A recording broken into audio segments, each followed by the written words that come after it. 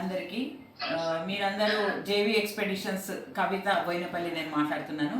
So మనకు వచ్చేసి ఈ సంవత్సరం 2026లో దగ్గర దగ్గర 3 బ్యాచ్లు ఉన్నాయండి. ఈ 3 బ్యాచ్లలో జూన్ 17th ఒక బ్యాచ్ ఉంది, జూన్ 26th ఒక బ్యాచ్ ఉంది, 5th జూలై ఒక బ్యాచ్ ఉంది.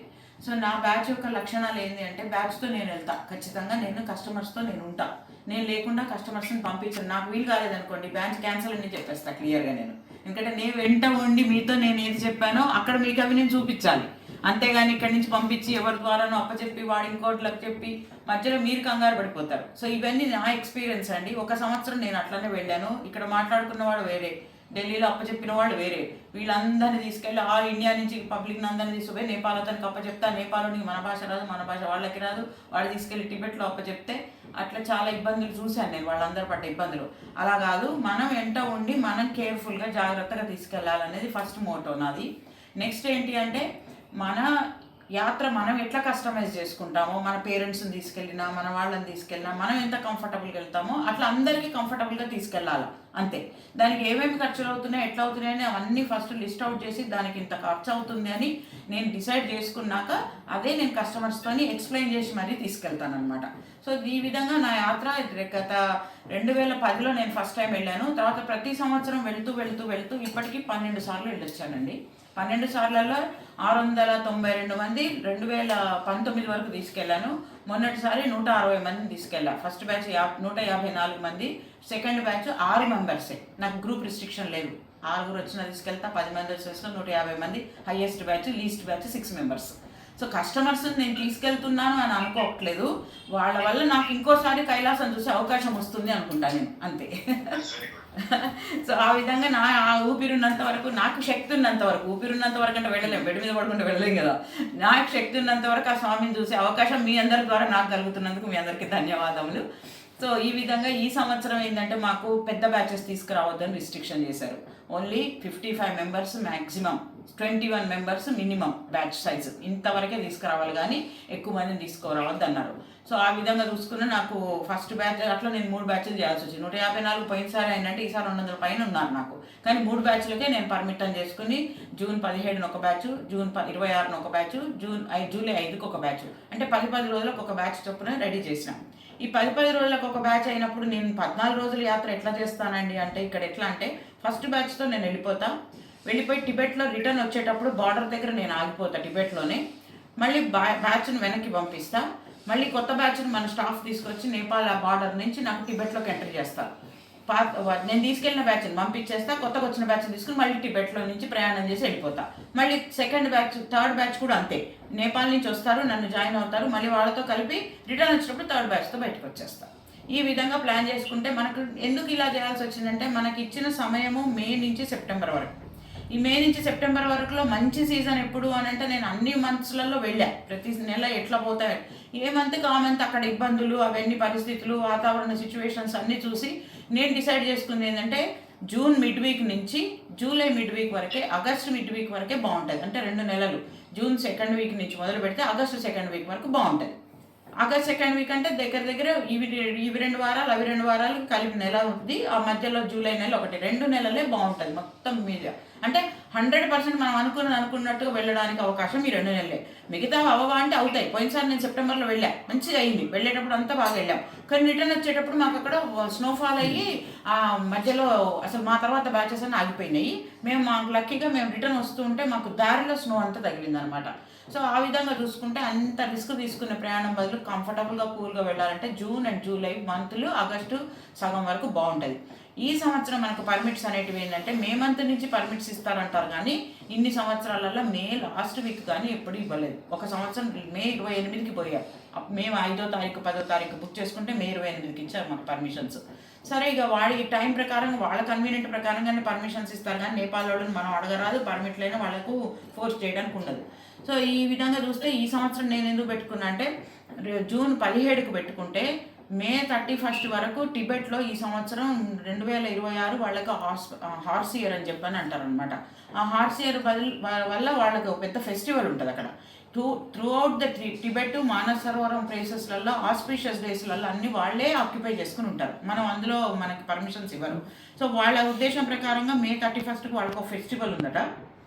అది అయిపోయినాక ఇండియన్స్ని అలౌ చేస్తారు అని ఒక వార్త తెలిసింది నాకు. ఆ విధంగా చూసుకున్నా నేను అనవసరంగా మేలో బుక్ చేసుకున్నా వెళ్ళలేను. జూన్ 1st-2nd వీక్లో బుక్ చేసినా ఓవర్ క్రౌడెడ్ ఉంటుంది, ఎందుకంటే మేలో బుక్ చేసిన వాళ్ళందరినీ ఇటువైపు షిఫ్ట్ చేస్తారు కదా. అందుకని నేను కొంచెం గ్యాప్ ఇచ్చేసి 17th పెట్టుకుంటే నాకు ఫస్ట్ 2 వీక్స్లో పోయి వచ్చిన వాళ్ళ ఎక్స్పీరియన్స్ కూడా నాకు తెలుస్తుంది. నేను వెళ్ళడానికి ఏ విధంగా మార్పులు చేర్పులు చేసుకోవాలని అప్పటికప్పుడు మనం డిసైడ్ చేసుకోవచ్చు. అందుకని మే 17th నుంచి మొదలు పెడితే నేను బయలుదేరి మళ్ళీ రిటర్న్ వచ్చే వరకు జూలై 18th అవుతుంది. రిటర్న్ 3 బ్యాచెస్లో నేను జూలై 18th వచ్చేస్తాను. అంటే 30 days నేను కంఫర్టబుల్గా యూటిలైజ్ చేసుకుంటా. ఇవి కూడా ఫుల్ అయిపోయింది అంటే మళ్ళీ ఇంకొక బ్యాచ్ అడిషనల్గా యాడ్ చేసి మళ్ళీ అక్కడే ఉండిపోతా. But I don't want to miss this 2 months. 1 day కూడా మిస్ కావద్దు, అందరికీ అవకాశం ఇవ్వాలి అన్న దాంతోనే వెళ్తున్నాము. సో దీనికి ఇప్పుడు నేను చెప్పేది ఏంటంటే మనం యాత్ర అసలు ఎక్కడి నుంచి ఎట్లా స్టార్ట్ చేస్తాము అనేది ఫస్ట్ చెప్తాను. Day 1లోనండి మనము కాఠ్మండూకి చేరిపోతాం. కాఠ్మండూ చేరిన తర్వాత మన ఆఫీస్ స్టాఫ్ ట్రెక్కర్ సొసైటీ అని కాఠ్మండూలో మన స్టాఫ్ వాళ్ళందరూ ఎయిర్పోర్ట్కి వచ్చి మనం ఏ షెడ్యూల్కి వస్తామో వాళ్ళందరినీ పికప్ చేసుకొని హోటల్ రూమ్స్కి తీసుకెళ్ళిపోతారు. కాఠ్మండూ హోటల్స్లో కూడా అన్ని బెస్ట్ అకామిడేషన్స్ ఇస్తాము. కాఠ్మండూలో హోటల్ అకామిడేషన్ తీసుకెళ్ళిపోతారు. వెళ్ళిన తర్వాత మ్యాక్సిమం 4 star and 5 star ఫెసిలిటీసే ఉంటాయి. 5 star అనేది మేము కేటగిరీ పెట్టుకున్నాము. అక్కడ ఈసారి ఉన్న క్రౌడ్ దానిని బట్టి అదే లెవెల్ ఆఫ్ మెయింటెనెన్స్ కంఫర్ట్ ఉన్నవే మనకి ఇస్తున్నారు. అక్కడ ఇక్కడ చేంజ్ ఏం లేదు. ఈ హోటల్ అంటే ఇదే హోటల్ అనేది కూడా ఉండదు కదా, అంతే ఉండే ఫెసిలిటీస్ ఉండే హోటల్సే మనం బుక్ చేసుకుంటున్నాం. దెన్ అక్కడి నుంచి ఆ రాత్రి అక్కడ రెస్ట్ ఉంటుంది. నెక్స్ట్ డే మార్నింగ్ వచ్చేసి మనకి లోకల్ సైట్ సీన్లో పశుపతినాథ్ టెంపుల్లో ఏకాదశ రుద్ర హోమం చేయిస్తున్నాం. ఎందుకంటే మానస సరోవరంలో హోమాలు చేయించనివ్వట్లేరు, పెద్ద ధూపాలు పెట్టనివ్వటం లేరు వాళ్ళు, పొల్యూషన్ అని చెప్పి. అందుకని మనం ఇక్కడే హోమం చేసేసుకొని ఇంకా అక్కడి నుంచి మా అమ్మవారి టెంపుల్ ఉంటుంది పక్కనే, గుహేశ్వరి అమ్మవారి టెంపుల్, మరి శక్తిపీఠం అనమాట. అది చూసుకుని ఆ మధ్యాహ్నం భోజనాల హోటల్కి వచ్చి భోజనం చేసుకుని మళ్ళీ అక్కడి నుంచి జలనారాయణ టెంపుల్కి వెళ్ళిపోతాం. విష్ణుమూర్తి టెంపుల్ అంటే శివకేశవులు ఇద్దరిని. ఏకాదశ రుద్ర హోమం అండి, రుద్రహోమం చేస్తాం. సో అంటే శివ పార్వతులను నారాయణులను విష్ణు శివులను కూడా మనం సేవించుకుని ఒకటే రోజులో ఆ రాత్రి అక్కడ కాఠ్మండూలో రెస్ట్ తీసుకుని ఆ రోజు బ్రీఫింగ్ ఉంటుంది మీకు. మేము లగేజ్ బ్యాగ్స్ అవి ఇస్తాము, ఒక డఫుల్ బ్యాగ్ ఇస్తాము, ఒక బ్యాక్ ప్యాక్ ఇస్తాము, ఒక స్లింగ్ బ్యాగ్ పాస్పోర్ట్స్ మనీ పెట్టుకోవడానికి, ఒక క్యాప్, అక్కడ వర్షం కింద పడితే రెయిన్ పౌంచ్, ఇవన్నీ కూడా మన కిట్ బ్యాగ్లో ఉంటాయి. ఇవన్నీ మీకు ఇస్తాం. సో మీరు ఇండియా నుంచి తెచ్చుకున్న సామాన్లన్నీ కూడా హోటల్ రూమ్లను పెట్టేసి ఈ 10 kgs వరకు ఈ బ్యాగులలో సర్దుకుని మనం రేపు ప్రయాణం చేస్తామన్నమాట. సో తెల్లవారుజామున పొద్దున్నే మనం బయలుదేరాల్సి ఉంటుంది. దీనికి ఎట్లా ఉంటుందంటే కాఠ్మండూ నుంచి మీరు ఎక్కడికి వెళ్ళాలన్నా ఘాట్ రోడ్ ఎక్కి ఇంకో ప్లేస్కి వెళ్ళాల్సింది. ఎందుకంటే Kathmandu is a valley city, అది ఒక లోయలో ఉంటుంది కాబట్టి మీరు ఎక్కడికి వెళ్ళాలన్నా కూడా ఘాట్ రోడే వెళ్ళాలి. దాన్ని వాళ్ళు నేషనల్ హైవే అంటారు. వాళ్ళు ఇటు చైనాకి వెళ్ళాలన్నా, టిబెట్కి వెళ్ళాలన్నా, ఇండియాకి రావాలన్నా అవన్నీ కూడా వాళ్ళకి నేషనల్ హైవేస్ అని అంటారు వాళ్ళు. ఈ ఘాట్ రోడ్లో వెళ్ళేటప్పుడు ఏమవుతుందంటే 365 రోజులలో సంవత్సరంలో 300 రోజులు వర్షాలు పడుతూనే ఉంటాయి అక్కడ నేపాల్లో. ఆ టైంలో ఏమవుతుంది, అప్పుడప్పుడు రాళ్ళు కూలి రోడ్లన్నీ కూడా జామ్ అయిపోయే అవకాశాలు, ల్యాండ్ స్లైడింగ్లు అయ్యే అవకాశాలు ఉంటాయి. అందుకని మేము జాగ్రత్తగా ముందే తొందరగా వెళ్ళినాం అనుకోండి, డే లైట్ ఉన్న టైంలోనే మనం డెస్టినేషన్కి చేరుకోవాలి. అది మన target. So 180 kilometers or 160 kilometers ఉంటుందండి. అది 6-7 hours ఈ ఘాట్ రోడ్లో ప్రయాణం చేసి మనం నేపాల్ సైడ్, టిబెట్లో నేపాల్ సైడ్ ఉండిపోతాం. అక్కడ ఉన్న అకామిడేషన్స్ ఎట్లా ఉంటాయంటే మామూలుగానే ఉంటాయి, అవేమి స్టార్స్ అని చెప్పడానికి ఉండదు. అకామిడేషన్స్ ఉంటాయి, అక్కడ స్నానాలు చేయాల్సిన పని లేదు. ఎందుకంటే మన కాఠ్మండూలో అన్ని ఫ్రెష్ అయిపోతాం కాబట్టి కేరళకి వెళ్ళినాక చేసుకోవచ్చు మనం. ఇక్కడ కొంచెం కొండ ప్రాంతాల్లో ఉన్నాయి కాబట్టి చెక్కలతో ఉంటాయి ఇళ్ళు, చాలా నీట్గా ఉంటాయి. ట్విన్ షేరింగ్ రూమ్స్ ఉంటాయి. ఎక్కడైనా ఎవరికి వాళ్ళకి bathrooms with attached toilets, twin sharing rooms ఉంటాయి.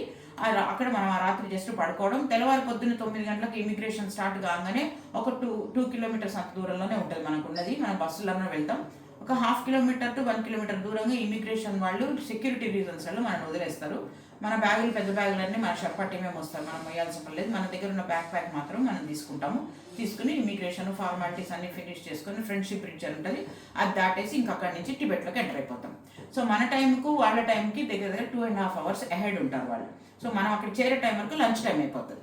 లంచ్ టైం కాగానే కేరుంగ్ అని ఒక 1 hour డ్రైవ్ చేస్తే 35 kilometers కేరుంగ్ అనే ప్లేస్కి వెళ్తాం. అదొక చిన్న సిటీ అనమాట, టిబెట్ సైడ్ బార్డర్ అన్నట్టు. ఆ రోజు అక్కడే పోయి ఉంటాం. ఎందుకంటే పొద్దున్న నుంచి లైన్లో నిలబడడం, ఇమిగ్రేషన్, దానివల్ల మనం కొంచెం స్ట్రెయిన్ అయి ఉంటాం కాబట్టి మళ్ళీ ఆ రోజు rest. Then next day morning పొద్దున్నే బ్రేక్ఫాస్ట్ అవి చేసేసుకొని 4 hours డ్రైవ్ చేసి సాగా అనే ప్లేస్కి వెళ్తాం. ఈ సాగా అనేది ఏంటంటే 14,000 feet హైట్కి వెళ్ళిపోతాం అప్పటికే. ఇంకా మనం వెళ్తూ అక్లమటైజ్ అవుతాము. అక్కడికి వెళ్ళినాక కూడా ఎవరికన్నా ఏమన్నా వామిటింగ్ సెన్సేషన్, నాజియా, తల నొప్పి లాంటివి ఏమన్నా వస్తే కూడా ఆ రోజు అక్కడే ఉంటాం.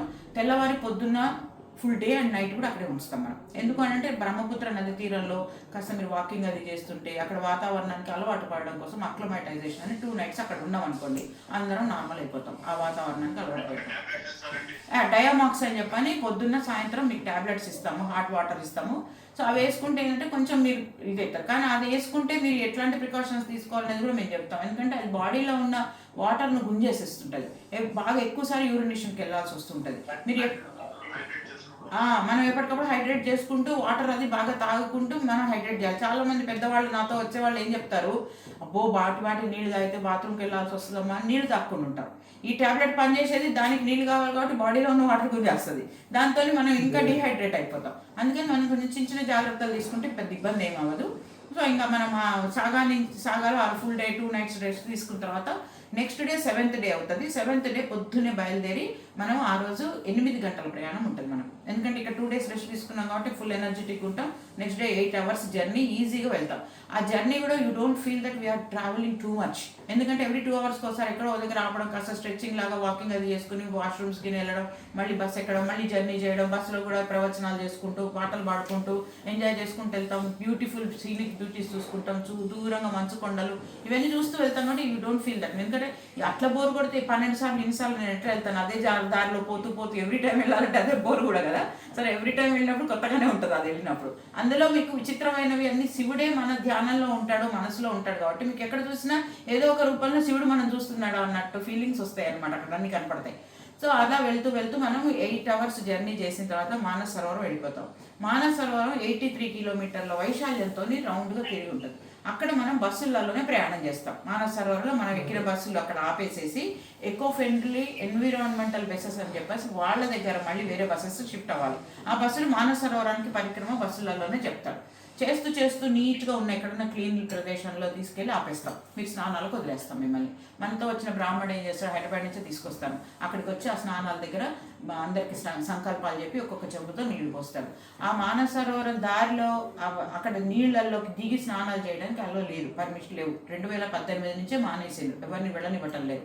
బికాజ్ ఆఫ్ చాలా రకాల రీజన్స్. ఆ కాళ్ళకి ఏం లేకుండా ఆ చల్లటి కాళ్ళు తీసుకుపోయి ఆ నీళ్లలో మనం పెడితే అరికాళ్ళలో నుంచి చల్లదనం వెంటనే పోయి హార్ట్ బ్రెయిన్ స్ట్రోక్లు వచ్చే అవకాశాలు ఉంటాయి. కొంతమంది కార్డియాక్ అరెస్ట్లు కూడా అయినాయి. ప్లస్ ఇంకొకటి ఏంటంటే ఆ చల్లదనాన్ని వాళ్ళు ఆ నీళ్లలో వాళ్ళ మణిమేఘ పద్మనాభ ప్రభు ఎవరో దేవుడు, వాళ్ళ దేవుడు ఉంటాడు అనమాట. నీళ్లలో కమలం మీద పడుకుని ఉంటాడని వాళ్ళు నమ్ముతారు. సో మన వాళ్ళకి ఏంది ఆచారం, నీళ్లు కనపడంగానే ఆచమనాలు చేయడం, కాళ్ళు కడిగేసేయడం, కళ్ళు కడిగని చేస్తాం. వాడేదో మన నీళ్ళలో ఉమ్మేస్తున్నామని అని వాళ్ళు ఫీల్ అయిపోతారు. వాళ్ళ ఆచారం వేరు, మన ఆచారం వేరు కదా. సో అందుకని వాళ్ళు అసలు బ్యాన్ చేసేసారు. మీరు ఎవరు నీళ్ళలో దిగొద్దు, కావాలంటే మా శర్పాలు పోయి నీళ్లు తెచ్చి మీకు గట్టు మీద పెడతారు, మీరు ఆ నీళ్ళతో స్నానం చేయండి అని చెప్తారు. ఆ విధంగా ఇన్ని సంవత్సరాల నుంచి అక్కడనే వెళ్తున్నాం. అయిపోయింది. అయిన తర్వాత ఇంకా స్నానాలు చేసుకుంటాం, మీకు డ్రెస్ చేంజ్ చేసుకోవడానికి అక్కడంతా ఫెసిలిటీస్ చేస్తాం. మళ్ళీ బస్సులలో ఎక్కి మనం ఉన్న అకామిడేషన్స్కి వెళ్తాం. జనరల్గా మానస సరోవరం పక్కకే లేక్ పక్కకే డార్మిటరీస్ ఉంటాయి. జనరల్గా అవి గవర్నమెంట్ డార్మిటరీస్, ధర్మశాల అంటారు. అందరికీ అవే ఇస్తారు. ఇన్ని సంవత్సరాల నుంచి మేము కూడా అందులోనే వెళ్ళాం. ఈ సంవత్సరం చాలా మంచిగా కొత్త అకామిడేషన్స్ అన్నీ కూడా కట్టారు. ఒక 2 kilometers అవతల బ్రహ్మాండమైన హోటల్ కట్టిండ్రు. ఆ హోటల్లో ఏంటంటే మన రూమ్స్ కూడా అసలు కాఠ్మండూలో 5 star హోటల్ కూడా పనికిరావు, అంత బ్రహ్మాండమైన రూమ్స్ ఇస్తున్నారు అనమాట. వాటికి అటాచ్డ్ టాయిలెట్స్ విత్ హాట్ వాటర్తోని బాత్రూమ్స్కి ఇస్తున్నారు. జనరల్గా మేము కాఠ్మండు ఈ బ్రీఫింగ్ చేసేటప్పుడు కాఠ్మండూలో స్నానం చేస్తే మళ్ళీ తిరిగి కాఠ్మండూకి వచ్చినాక స్నానాలు లేవని చెప్పేవాళ్ళు. కానీ ఇప్పుడు అట్లాంటి అవకాశం ఉంది. మళ్ళీ వెళ్ళిన చోటలలో స్నానాలు చేయడానికి కాస్త అట్లీస్ట్ ఆ వాతావరణాన్ని మీరు స్నానం చేయలేకపోతే ఆ వేడి నీళ్ళతో ఒళ్ళు తుడుచుకునేంత అవకాశం అన్న ఈసారి దొరుకుతుంది మనకి. సో ఆ గదులలో మనం రెస్ట్ తీసుకుంటాం వెళ్ళిన రోజు. నెక్స్ట్ డే మార్నింగ్ వచ్చేసి 7:30 కల్లా మన అయ్యవారు ఆ టైంని బట్టి మన సిచ్యువేషన్ బట్టి ఆ రోజంతా ఫ్రీనే, మనకి ఏం పని ఏం లేదు. మంచిగా అయ్యగారు మనకు అన్ని సిద్ధం చేసేసి ఏకాదశి రుద్రాభిషేకం చేయిస్తాడు. మనందరి చేత రుద్రాభిషేకం చేస్తాడు. మనం ఎక్కడైతే రుద్రాభిషేకం చేస్తాడో అట్లా దూరం నుంచి కైలాస పర్వతం కూడా కనిపిస్తుంటుంది. అది చూసుకుంటే ఇక్కడ అభిషేకాలు చేసుకోవచ్చు. అది బ్రహ్మాండమైన ఆ ఎక్స్పీరియన్స్ అది అయిపోతుంది. అయిపోయినాక ఇక్కడ మనం డిసైడ్ చేసుకుంటాం ఇప్పటి వరకు మన ఆరోగ్యాలు ఎట్లా ఉన్నాయి. ఇక ముందుకు మనం పరిక్రమకి వెళ్తామా వెళ్ళమా.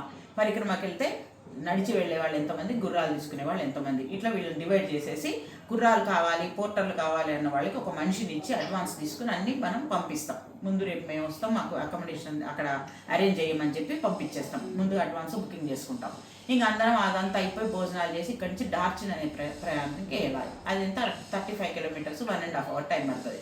మధ్యలో రాక్షసాలు చూసుకుంటూ డార్చిన్కి వెళ్ళిపోతాం. డార్చిన్కి వెళ్ళిన తర్వాత ఆ రోజు ఆ డార్చిన్లో అకామిడేషన్స్ దగ్గర మొత్తం మన లగేజ్లు డంప్ చేసి చెక్ఇన్ చేసేసి అందరినీ రూములలో నుంచి తీసుకెళ్ళి 2 కిలోమీటర్స్ దూరాల్లో జీపులలో తీసుకెళ్తాం, బస్సులు వెళ్ళాం అక్కడికి. అష్టపద అనే దర్శనం చేయిస్తాం. అష్టపద అనేది ఏంటి అని అంటే కైలాస పర్వతం దక్షిణ ముఖం నుంచి గణపతి అండ్ నంది ఇద్దరు కలిసి ఉన్న ఇట్లా ట్రయాంగిల్ లాగా ఉన్న ప్లేస్ని మనం ఒక వే నుంచి ఒక వ్యూ చూస్తాం అనమాట. ఆ ప్లేస్కి వెళ్ళి మీరు ఒక గంటన్నర వదిలేస్తాం, హాయిగా ధ్యానం చేసుకోవచ్చు, రిలాక్స్గా ఉండొచ్చు. మళ్ళీ చీకటి పడే లోపల మనం రూమ్కి వచ్చేస్తాం. టిబెట్లోకి ఎంటర్ అయిపోతాం. అప్పటికి డార్చిన్ అనే ప్లేస్కి వచ్చేస్తాం. మీరు డార్చిన్ అనే ప్లేస్లో ఎక్కడి నుంచి చూసినా కైలాస పర్వతం పక్కనే ఉందా అన్నంత దగ్గర కనపడుతుంటుంది అనమాట. ఇన్ కేసు పరిక్రమకు రాలేము అన్న వాళ్ళకైనా కూడా చింత ఏం లేదు, ఎందుకంటే ఎక్కడ కూర్చుంటే అక్కడ స్వామి కనపడుతూనే ఉంటాడు, కూర్చొని ధ్యానం చేసుకోవచ్చు. వెళ్ళగలిగిన వాళ్ళు పరిక్రమ చేస్తారు. సో ఇప్పుడు ఇవాళ వరకు ఈ ఘట్టం అయిపోయిందా, నెక్స్ట్ డే మార్నింగ్ బ్రేక్ఫాస్ట్ చేయగానే అందరం కలిసి యమద్వార్ దగ్గరికి వెళ్ళిపోతాం. యమద్వార్ దగ్గర నుంచి డివైడ్ అవుతాం. పరిక్రమకి వెళ్ళే వాళ్ళు ముందుకు వెళ్ళిపోతారు, వెళ్ళని వాళ్ళందరినీ తీసుకొచ్చి మళ్ళీ డార్చిన్లో ఏదైతే రూమ్స్ ఇచ్చామో ఆ రూమ్స్ దగ్గర వాళ్ళకి అకామిడేషన్స్, మన షర్పా టీం కొంతమంది నుంచి ఏమైనా ఫుడ్ వండి పెట్టడానికి, ఎమర్జెన్సీ అయితే చూసుకోవడానికి వీళ్ళంతా నుంచి వెళ్ళిపోతాం. దెన్ ఇక పరిక్రమ అనేది రెండో ఘట్టం. ఇది ఎట్లా ఉంటుందంటే కైలాసగిరికి ఇది ఏదైతే మీకు కనపడుతుందో నార్త్ ఫేస్ ఆఫ్ కైలాస్ అంటారు. ఈ నార్త్ ఫేస్ ఆఫ్ కైలాస్కి దాని చుట్టూ ప్రదక్షిణ చేయాలి. చుట్టూ ప్రదక్షిణ చేయాలంటే 42 కిలోమీటర్ల చుట్టూ వైశాల్యంతో ఉంటుంది అనమాట. ఈ 42 కిలోమీటర్లు చేయాలంటే ఒకటే రోజు చేయలేము. ఫస్ట్ డే యమద్వార్ నుంచి నార్త్ ఫేస్ ఆఫ్ కైలాష్కి వచ్చేటందుకు 12 కిలోమీటర్స్ పడుతుంది. ఈ 12 కిలోమీటర్స్ నుంచి దక్షిణ ముఖం నుంచి పశ్చిమం చూసుకుంటూ ఉత్తరానికి వెళ్ళిపోతాం. ఈ పశ్చిమం ఉత్తరం మధ్యలోనే మీకు చూడవలసిన గణనాథులందరూ కనపడతారు. ఆ పర్వతం మీద అందరూ వాళ్ళు వీరికి సేవ చేసుకుంటున్న ఆ మూర్తి రూపాల్లాగా, శిలారూపాల్లాగా మీకు అన్ని కనపడతాయి అక్కడ. వీలైనంత వరకు ఒక్కరోజు ఓపికంటే ఒక్కరోజన్నా చేయండి అని చెప్తాను నేనైతే. అంత దూరం వెళ్ళినప్పుడు మనం ఎందుకు వేస్ట్ చేసుకోవాలి టైం? రోడ్డు బాగానే ఉంటుంది, నడవడమే, అది ఏం కాలిబాటలానే ఉంటుంది కానీ ఎత్తొంపులు ఉండదు, బెల్లపరుపులానే ఉంటుంది, మామూలుగానే ఉంటుంది. కాకపోతే ఇక్కడికి అక్కడికి డిఫరెన్స్ ఏంటి అంటే హై ఆల్టిట్యూడ్ మీద ఇప్పుడు జనరల్గా మనం ఇక్కడ ఉన్న ప్లేస్ 4 అంతస్తుల బిల్డింగ్లో టక మెట్లు ఆగకుండా ఆగి ఎంత ఆయాసం వస్తుందో, ఎక్కితే లిఫ్ట్ లేకుండా ఆగకుండా 4 అంతస్తులు ఎక్కితే ఎంత ఆయాసం వస్తుందో మీరు ఒక 10 అడుగులు వేస్తే అంత ఆయాసం వస్తుంది. ఆ బ్రెత్లెస్నెస్ అనేది ఒక మేజర్ అక్కడ ప్రాబ్లం అంతే. ఆ బ్రెత్లెస్నెస్ ప్రతి వాళ్ళకు వస్తుంది. ఎన్నిసార్లు వెళ్ళిన నాకైనా వస్తుంది, మీరు కొత్తగా వచ్చే వాళ్ళకైనా వస్తుంది. దాని గురించి కంగారు పడాల్సిన, ఎందుకంటే అక్కడ ఉన్న వాతావరణమే అది ఎందుకు వస్తుంది అంటే అక్కడ ఆక్సిజన్ తక్కువ ఉంటుంది. ఆక్సిజన్ ఎందుకు తక్కువ ఉంటుంది అంటే చెట్లు చేమలు ఉండవు అక్కడ. ఇప్పుడు మనం కేదార్ వెళ్ళామండి, మేము బద్రీ వెళ్ళామండి, ఎన్నిసార్లు పోయినా ఇక్కడ వాతావరణానికి అక్కడ వాతావరణానికి చాలా డిఫరెన్స్ ఉంటుంది. ఎందుకంటే ఇక్కడ అన్ని గ్రీనరీ ఉంటుంది, ఆక్సిజన్ మనకు ప్రొడ్యూస్ చేస్తుంటుంది, మనం ఊపిరి తీసుకోలేకపోయినా అది మనకు అందిస్తుంటుంది. అని అక్కడ అందించడానికి అక్కడ ఏమి ఉండదు, మన ఆక్సిజన్ మనమే దాన్ని స్టోర్ చేసుకోవాలన్నమాట. అక్కడ అన్ని మంచు పడడం వల్ల ఏమంటే చెట్లు చేమలు పెరగవు, ఎంత మట్టిలాగానే కనపడతాయి, చిన్న బుషి లాగా ఉంటాయి, కాబట్టి మట్టిలాగానే ఉంటుంది ఎక్కడైనా. అందుకని ఆ ప్రాంతానికి ఈ ప్రాంతానికి డిఫరెన్స్ అది. ఆ హై ఆల్టిట్యూడ్కి వెళ్తుంటే మీకు బ్రెత్లెస్నెస్ అనేది అందుకు వస్తుంది. సో దాన్ని ఎట్లా జాగ్రత్తగా ఉండాలనేది కొంచెంగా నడుచుకుంటూ ఒక 4 అడుగులు వేసేసి ఆయాసం పడితే కూర్చోవాలి. మళ్ళీ ఆయాసం మొత్తం తగ్గినాక మళ్ళీ ఒక 4 అడుగులు వేయాలి. కొద్దిగా ఆయాసం ఉన్నప్పుడు అయితే ఏం కాదు పోతాను లేని ముందుకెళ్తే ఇంకా వీక్ అయిపోతుంది హార్ట్. అట్లా మనం మెయింటైన్ చేసుకుంటేనే 12 కిలోమీటర్స్ నడవచ్చు. నడవలేమండి అంటే గుర్రాలు ఉంటాయి, మనం గుర్రం బుక్ చేసుకోవచ్చు. ఈ గుర్రాలు ఏంటి అంటే 3 రోజులకైనా గుర్రాలు అంతే కాస్ట్ తీసుకుంటారు, 1 డేకైనా అంతే కాస్ట్ తీసుకుంటారు. పోనీ పోటర్ కూడా మాట్లాడుకోవచ్చు. గుర్రం తీసుకున్నోడు గుర్రమే మనమే ఎక్కించుకుంటుంది, కానీ అది కూడా వెయిట్ని బట్టి ఎక్కించుకుంటుంది. బాగా హెక్టి పర్సనాలిటీ ఉంటే కూడా వాళ్ళు తీసుకోరు, గుర్రం మోయాలి కదా, గుర్రం కూడా అంత బలమైంది పెట్టాలి వాడు దానికి. సో ఆ గుర్రాన్ని ఎక్కితే మన బ్యాక్ ప్యాక్ ఏదైతే అది కూడా పెట్టుకోదు, అది పట్టుకోవడానికి ఒక మనిషిని పెట్టుకోవాలి. లేదు మేము నడవగలవండి, చిన్నగా నడుస్తాం పర్వాలేదు అంటే మీరు నడవండి, ఒక పక్కన మనిషిని పెట్టుకోండి. ఎందుకు చెప్తాను అంటే ఇప్పుడు మన షర్పా టీం ఉంటారు, మీతో నడిపించుకుని తీసుకెళ్తాం మీరు కనుక రావాలి అనుకుంటే. మా వాళ్ళు ఉన్నా కూడా వాళ్ళు ఏంటంటే మొత్తం 55 మందిని చూసుకోవాలి, మీ ఒక్కళ్ళతోనే వాళ్ళు ఉండలేరు. అక్కడ ముందర ఎవరికైనా అవసరం ఉందంటే వాడు అక్కడ వదిలిపెట్టి వెళ్ళిపోతాడు మనం.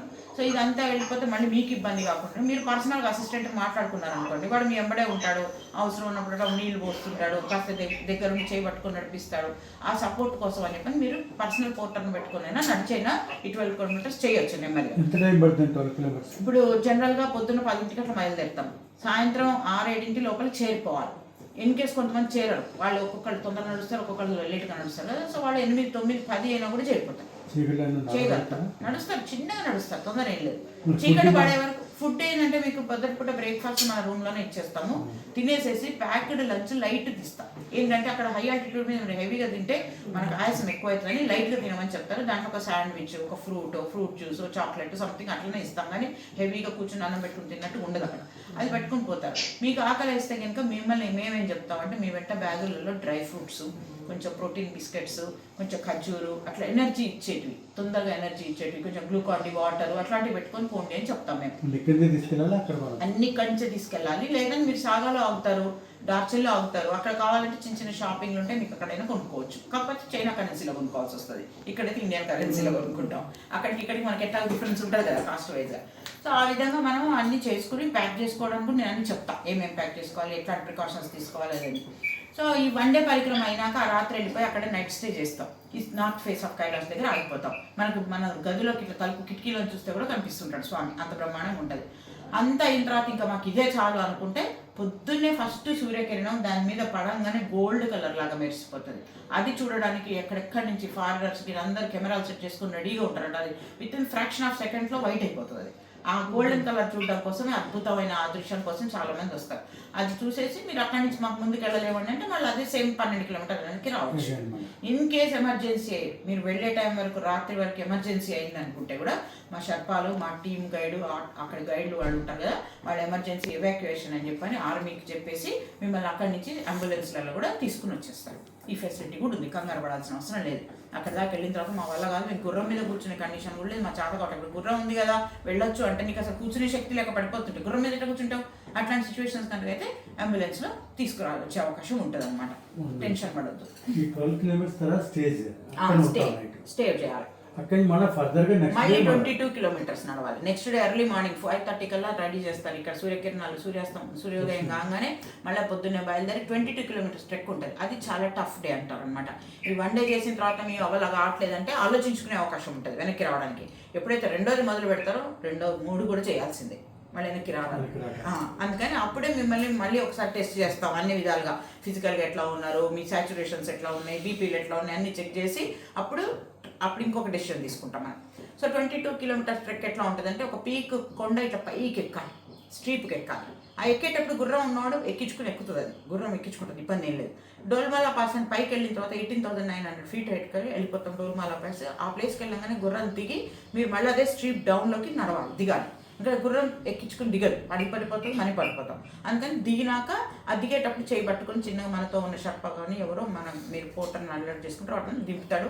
ఈ దిగిన తర్వాత కింద మీకు గౌరీకుండని కనపడుతుంది. పార్వతీ అమ్మవారు గణపతిని చేసిందని అంటాం కదా, అది అనమాట ఆ ప్లేస్.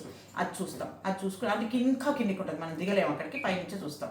అయిన తర్వాత మళ్ళీ అక్కడి నుంచి ఈ కొండ మీద నుంచి ఇంకో కొండ మీదకి షిఫ్ట్ అవ్వాలి. ఆ రెండింటి మధ్యలో ఇది కనపడుతుంటుంది. ఈ దీని నుంచి వచ్చే వాటర్ మొత్తం ఇట్లా గ్లేషియర్ లాగా ఫామ్ అవుతుంది. ఈ గ్లేషియర్ ఒక 100 ఫీట్ దాకా ఉంటుంది. అది నడుచుకుంటూ దాని నుంచి ఆ పక్కకి షిఫ్ట్ అవ్వాలి. అవి ఒక పక్క లోయ పక్క నుంచి చిన్న ఒకటే మనిషి నడిచేంత దారి ఉంటుంది కొండ మీద. ఆ కొండ మీద నుంచి అట్లా నడిచి ఒక పక్కకు వచ్చిన తర్వాత మళ్ళీ బల్లపరుపు చదరమైన రోడ్డు వస్తుంది. ఈ గుర్రాలన్నీ వచ్చేసి అక్కడి నుంచి మనం ఎక్కించుకుని మళ్ళీ జుతుల్పుక్ అనే ప్లేస్కి వెళ్ళిపోతాం. అది 22 కిలోమీటర్స్ ఫినిష్ అవుతుంది. నైట్ 11, 12 కూడా అవుతుంది. నైట్ మార్నింగ్ పొద్దున బయలుదేరితే ఆ టైంకి అక్కడ అంటే మన కెపాసిటీ. ఒక్కొక్కళ్ళు తొందరగా కూడా 6-7 వరకే చేరిపోతారు. మేము అందరం వచ్చాం, ఇంకెవరు రాలేదని మాకు మెసేజ్లు పెడతానే ఉంటారు. అప్పుడే డిస్టెన్స్ ఉంది కాబట్టి ఓపిక లేక ఆగుకుంటూ వచ్చేవాళ్ళు లేట్కి వస్తారు. ఈ ఎయిర్టెల్ వస్తుందండి, మన ఎయిర్టెల్ రోమింగ్ చేసుకుంటే ఇంటర్నేషనల్ రోమింగ్ వస్తుంది అక్కడ. నేను అదే పట్టుకెళ్తున్నా, నేనేం అక్కడ సిమ్ ఏం తీసుకోవాలా, ప్రాబ్లం ఏం లేదు. జుతుల్పుక్ అనే ప్లేస్కి వెళ్తాం. ఎప్పుడైతే మీరు జుతుల్పుక్ చేరిపోతారో ఆల్మోస్ట్ ఈ కొండకు 3 రౌండ్ అయిపోతుంది. కానీ ఆ రాత్రి మళ్ళీ 8 కిలోమీటర్లు చేయలేరు కాబట్టి అక్కడ రెస్ట్ ఇస్తాం. నేను next day morning 8 kilometres start చేస్తే 2-3 అవర్స్లలో యమద్వార్ దగ్గరకు వచ్చేస్తారు. అందరు రాగానే వెహికల్ వస్తుంది, అందరిని ఎక్కించుకొని డార్చిన్లో ఎవరైతే అందరు స్టే చేస్తున్నారో అక్కడ తీసుకొచ్చేస్తాం. వాళ్ళు అంతకుముందే ఫ్రెష్ అప్ అయ్యి మంచిగా బ్రేక్ఫాస్ట్ చేసి రెడీ ఉంటారు.